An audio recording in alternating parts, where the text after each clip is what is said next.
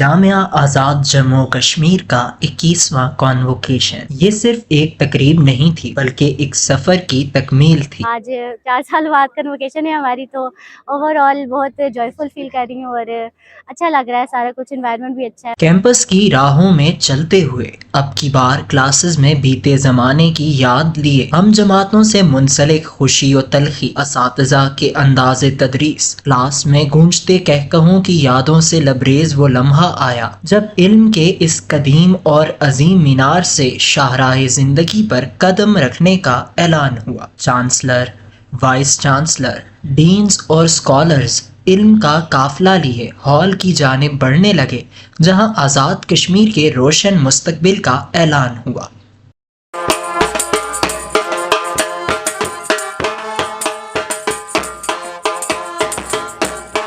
7,500 سے زائد خواب جنہوں نے اپنی پرواز کے لیے پر تولے تھے، آج اپنی منزل کے پہلے سرٹیفکیٹ حاصل کر رہے تھے۔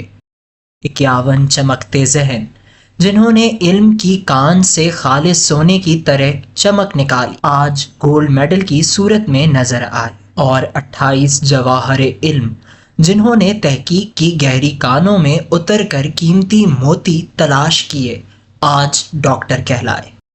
یہ صرف اسناد تقسیم کرنے کا دن نہیں تھا، یہ فکر کے نئے بیج بوئے جانے کا دن تھا جب چانسلر کے الفاظ نے ذہن میں ایک چنگاری سی لگا دی۔ دیانتداری، نظم و ضبط، جدت، یہ وہ سہارے ہیں جو اب ان نوجوانوں کے ہاتھوں میں دیے گئے ہیں، ملک و قوم کا نام روشن کرنے کے لیے۔ ہر روشن منظر کے پیچھے ایک حصار بھی ہوتا ہے، اور یونیورسٹی یہ عظیم علمی کشتی جو نئے سمندر دریافت کر رہی ہے، 1 ارب روپے کا مالی خسارہ، یہ وہ بھاری بادل ہے جو اس علم کے آسمان پر منڈلا رہا ہے۔ یہ وہ چیلنج ہے جو دعوت فکر دے رہا ہے کہ علم کا دیا ہمیشہ روشن رہے، اس کے لیے اجتماعی عزم کی ضرورت ہے۔